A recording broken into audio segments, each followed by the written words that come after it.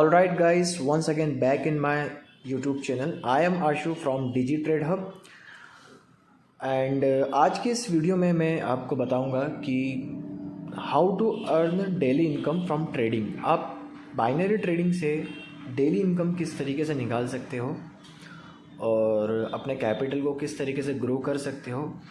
Background में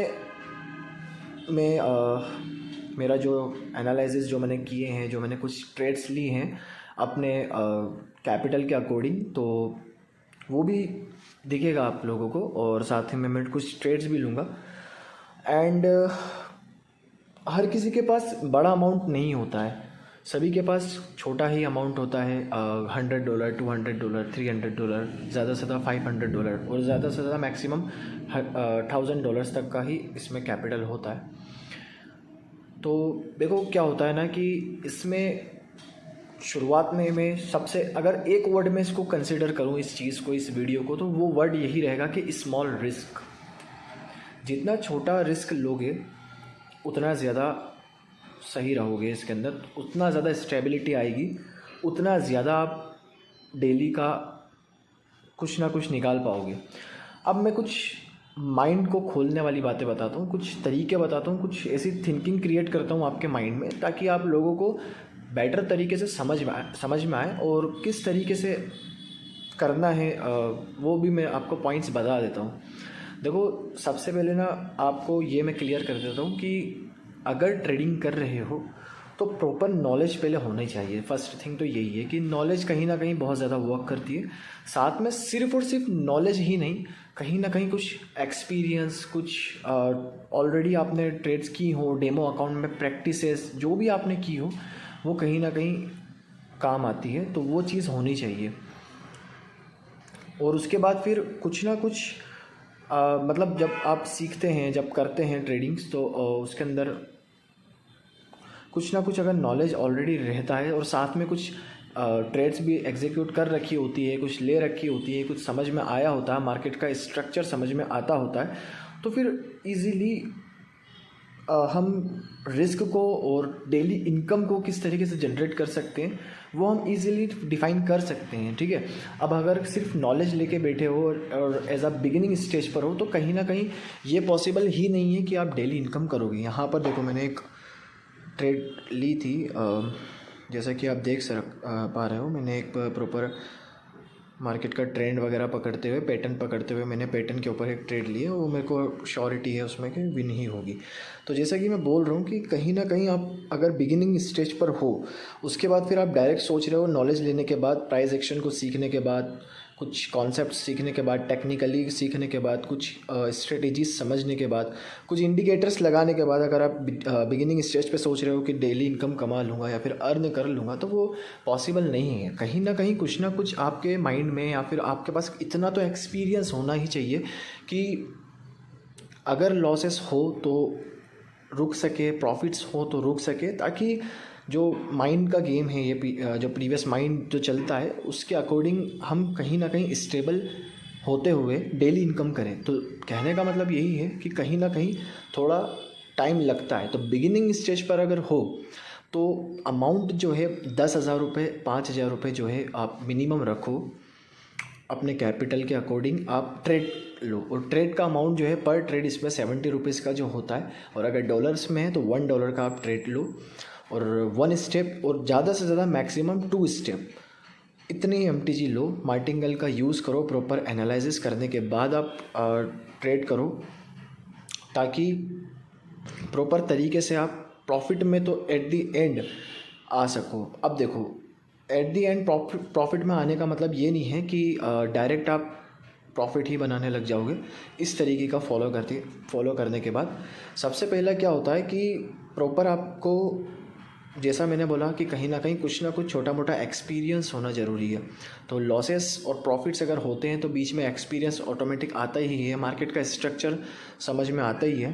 तो according to that आप लोगों को कहीं ना कहीं थोड़ा सा दिमाग जो है स्टेबल हो जाता है। अभी यहाँ पर देखो मेरे को एक अपॉर्चुनिटी मिल रही है अपवर्ड डायरेक्शन में, according to market momentum volume के अकॉर्डिंग मेरे को लग रहा है। यहाँ पे मैंने कुछ SNRs वगैरह भी आपके सामने ड्रॉ किए हैं। Let's see what will happen. ठीक है, मैं यहाँ पर एक मार्जिन जैसे ही मेरे को मिलता है मैं अपवर्ड डायरेक्शन के लिए ले लूँगा। तो छोटा रिस्क लो, छोटा कैपिटल रखो, साथ में मैंने जैसा पहला वर्ड में डिफ़ाइन करा कि स्मॉल रिस्क। अब उसका मतलब क्या होगा कि आपके पास मिनिमम कैपिटल रिक्वायर्ड जितना होता है ट्रेडिंग के अंदर, अब आप 1000-2000 रुपये लेकर आओगे और फिर बोलोगे कि मेरे को डेली इनकम करना है, तो दैट्स नॉट पॉसिबल। ठीक है, तो उस चीज़ को समझना होगा कि यहाँ पर मैंने ट्रेड लगा दी है, लेट्स सी। यहाँ पर मैं श्योर हूँ क्योंकि यहाँ पर कुछ लेज़ी कैंडल्स भी बन रही है, साथ में रिजेक्शंस भी मिल रहा है अच्छा खासा। लेट्स सी, अच्छी स्ट्रॉन्ग कैंडल बनना चाहिए एंड पलट गई कैंडल। हाँ, तो प्रॉपर एनालिसिस करना और उसके बाद देखो एक मिनिमम अमाउंट लेकर आओ। मेरे अकॉर्डिंग 20 के या फिर 10 के, एटलीस्ट 10 के अमाउंट लेकर आओ 10,000 रुपये का। उसके बाद प्रॉपर एनालिसिस करो मार्केट के अंदर, ठीक है, according to your knowledge, according to your experience. उसके बाद फिर पर ट्रेड 1% या फिर 0.5% का आप कैपिटल यूज़ करो। अगर 20,000 का कैपिटल है, देखो मैंने भी बैकग्राउंड में अपने 30,000 अप्रॉक्स कैपिटल है, ठीक है। अब यहाँ पर एक ट्रेड ली है मैंने डाउनवर्ड डायरेक्शन में। अब जो 30,000 कैपिटल है उसका मैं 1% कैपिटल यूज़ कर रहा हूँ, ठीक है, 280। और अगर रिस्क मैनेज की बात करूँ तो मैं किस तरीके से करूँगा, अगर मेरा लॉस होता है तो 1 स्टेप जाऊँगा और मैं अगर वहाँ श्योरिटी पे होऊंगा, अगर मार्केट में मैं जैसे कि मैंने यहाँ पे डाउनवर्ड डायरेक्शन के लिए ट्रेड लिया है, मैं यहाँ पर श्योर हूँ कि यहाँ से मार्केट एक नीचे अपना पैटर्न कंप्लीट करने के लिए जाएगा। बट अगर नहीं जाता है तो 1 स्टेप, ज़्यादा से ज़्यादा 2 स्टेप। अब मैं 2 स्टेप तक क्यों जाता हूँ, नॉर्मली 1 स्टेप तक जाना चाहिए। वो इसलिए क्योंकि देखो एज अ स्टॉक्स जब हम ऑप्शंस ट्रेडिंग करते हैं तो उसको अगर कंसिडर करें तो उसके अंदर हमारा एसएल होता है, हम वहाँ पर स्टॉप लॉस रख सकते हैं, बट इसमें नहीं होता है, ठीक है। अब इसमें हम स्टॉप लॉस जब उसमें रखते हैं तो अब हम जब अगर एंट्री पॉइंट बनाते हैं, फॉर एग्जांपल हमने सप्लाई जोन से एक एंट्री पॉइंट बनाई, हमको वहाँ पता चला कि डाउनफॉल आ सकता है अच्छा खासा। अब वो कौन सी कैंडल से आएगा वो नहीं पता है, तो थोड़ा सा स्टॉप लॉस जो होता है वो थोड़ा ऊपर साइड रखते हैं, ताकि अगर 1-2 कैंडल ऊपर भी जाती है तो फिर उसके बाद मार्केट पलट जाएगा। उसी तरीके से यहाँ पर भी अगर हम थिंकिंग करें तो जैसे कि मेरी यहाँ पर लॉस हुई, अब मैंने 1 स्टेप लगाई है बट ये भी लॉस होती है, बट मैं यहाँ श्योर हूँ कि यहाँ से मार्केट गिरेगा ही गिरेगा, क्योंकि अपना पैटर्न वो जो बनाते हुए चल रहा है, जिस तरीके से मूवमेंट आए हैं मार्केट में, अकॉर्डिंग टू दैट वहाँ से मार्केट एक मूवमेंटम डाउनफॉल का लेगा। तो इसी तरीके से आपको अगर उस स्टॉक्स से, ऑप्शन से अगर इसको कंसिडर करें तो कहीं ना कहीं 1 स्टेप के बाद 2nd step is enough to martingale, ठीक है, क्योंकि यही सही होता है। और अगर कैपिटल बड़ा है तो 2nd स्टेप, छोटा है तो 1 स्टेप, ठीक है। मेरे पास कैपिटल है, मैं यहाँ पर श्योर हूँ, मैं यहाँ पर 1 ट्रेड नहीं लगाऊंगा, मैं 2 ट्रेड लगाऊंगा, वो भी 1000 रुपये की, ठीक है। लेट्स सी,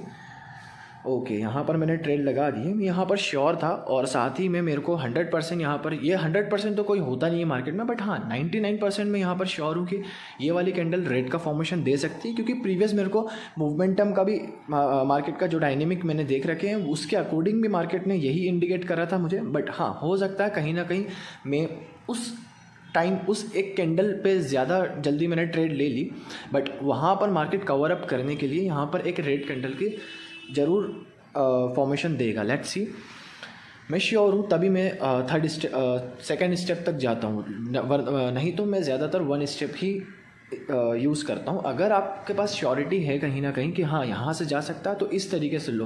रही बात डेली इनकम की, तो डेली इनकम मैं ऑलरेडी आपको बता चुका हूँ कि स्मॉल रिस्क लेना है, पर ट्रेड का स्मॉल अमाउंट लेना है, और एटलीस्ट आपका कैपिटल थोड़ा अच्छा होना चाहिए और कुछ ना कुछ एक्सपीरियंस होना चाहिए।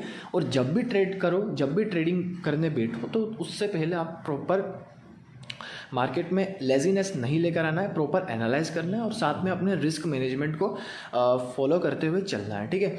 और रही बात एनालिसिस किस तरीके से करना, तो price action plus 1 strategy. 1 strategy से मतलब एक आध कन्फर्मेशन, जैसे कि मैंने यहाँ पर एक इंडिकेटर्स लगा रखे हैं जो कि मेरे को कन्फर्मेशन के लिए काम आते हैं। बाकी मेनली तो मैं फोकस प्राइस एक्शन पर ही करता हूँ, सभी को प्राइस एक्शन पर ही फोकस करते हुए। वॉचिंग गाइज, आई होप आप लोगों को कुछ सीखने को मिला होगा, समझने को मिला होगा। और अगर कुछ डाउट्स अगर आपके हो या फिर कुछ ऐसा पॉइंट्स में से छूट गया हो तो आप कमेंट में मेरे से पूछ सकते हो, और मैं यहाँ पर मेरी टेलीग्राम आईडी भी मेंशन कर दूँगा, वहाँ जाकर भी आप डायरेक्ट पूछ सकते हो।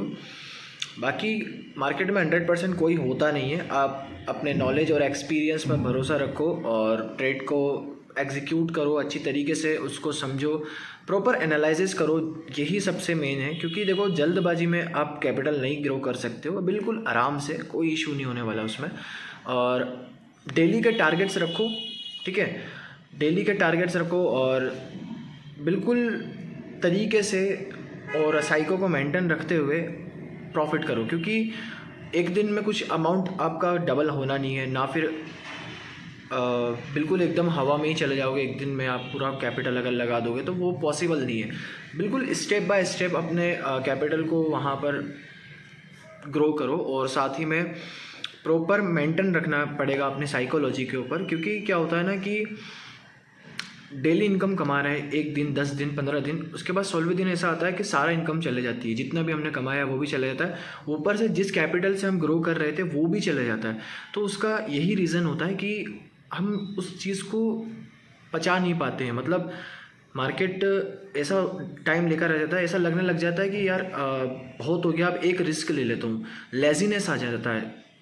मतलब कि हाँ बस आज का टारगेट जल्द से जल्द निकल जाए, तो वो जल्द से जल्द नहीं, हर टाइम एनालिसिस के ऊपर ट्रेड लेना होता है, होपफुली ट्रेडिंग नहीं करना होती है। प्रॉपर एनालिसिस करो, प्रॉपर एनालिसिस के बाद रिस्क मैनेजमेंट को हमेशा फॉलो करना होता है। क्योंकि एक वक्त आता है जब रिस्क लेते हैं, लेकिन आपको कहीं ना कहीं शुरुआत में एज अ बिगिनिंग स्टेज पर रिस्क को मेंटेन करते हुए ही चलना होगा, प्रॉपर एनालिसिस करते हुए ही चलना होगा, प्रॉपर मार्केट की सिचुएशंस को समझते हुए ट्रेड मेक करना होगा और प्रॉफिट मेक करना होगा। यही सबसे मेन रीज़न होता है और यही मेन पॉइंट है जो कि आप लोगों को समझना है। क्योंकि एक साथ अमाउंट लगाना या फिर ज़्यादा अमाउंट की ट्रेड लेना एज अ बिगिनिंग स्टेज, ये आपको लॉसेस बहुत ज़्यादा करवा सकता है। तो कुछ अगर बिगिनिंग स्टेज पर भी हैं तो कहीं ना कहीं लॉसेस तो फेस करना होते हैं, ताकि मार्केट के अंदर अंडरस्टैंडिंग अच्छी तरीके से आ सके। डायरेक्ट आप प्रॉफिटेबल भी नहीं बन सकते। डायरेक्ट नॉलेज लेने के बाद आप सोचो कि मेरे पास प्राइस एक्शन का नॉलेज है, टेक्निकली मैं पूरा तैयार हूँ, अब मैं शायद से यहाँ से प्रॉफिटेबल बन सकता हूँ। So that's not possible. कहीं ना कहीं मार्केट के अंदर कुछ सिचुएशन ऐसी आती हैं कि आपका माइंड का भी काम आता है। क्योंकि ओवरऑल अगर टेक्निकल कॉन्सेप्ट या फिर सीखने के बाद, छोटी मोटी लर्निंग लेने के बाद अगर मार्केट के अंदर पैसा बनने लग जाता तो हर कोई कमाता। तो it's all about mind game. तो कहीं ना कहीं स्टेबिलिटी लाना पड़ेगी अपने माइंड में, और छोटे प्रॉफिट्स को भी एक्सेप्ट करना होगा, बड़े लॉसेस को भी एक्सेप्ट करना होगा शुरुआत में, बिगिनिंग स्टेज में, और रिस्क को टैकल करना आना चाहिए। क्योंकि एज अ बिगिनिंग स्टेज आप लोगों को ये चीज़ें ही इंपॉर्टेंट है डेली इनकम कमाने के लिए। साथ ही में एटलीस्ट आपको कुछ कैपिटल की ज़रूरत होगी। 5,000 1,000 2,000 से कुछ नहीं होने वाला। कहीं ना कहीं आप 20,000 रुपये मिनिमम या फिर 10,000 रुपये मिनिमम इतना कैपिटल लेकर आओ, और उसका 3% 4% आप एक महीने रखो, फिर दूसरे महीने थोड़ा सा बढ़ाओ, फिर तीसरे महीने 10% करो।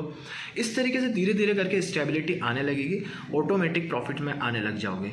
यही सबसे ज़्यादा जो फोकस करने की चीज़ें होती हैं यही होती हैं, ठीक है। बाकी मैंने अभी इस वीडियो के अंदर पीछे पूरा अपना बता ही दिया है कि किस तरीके से मैंने ट्रेड्स वगैरह ली थी, मेरा मनी मैनेजमेंट कहाँ था। श्योरिटी अगर कहीं मिलती है ना तो मार्केट के अंदर थोड़ा ज़्यादा अमाउंट भी लगाओ तो चलता है, बट अगर श्योरिटी है और कैपिटल है तो बैकग्राउंड में कैपिटल सबसे ज़्यादा मैटर करता है।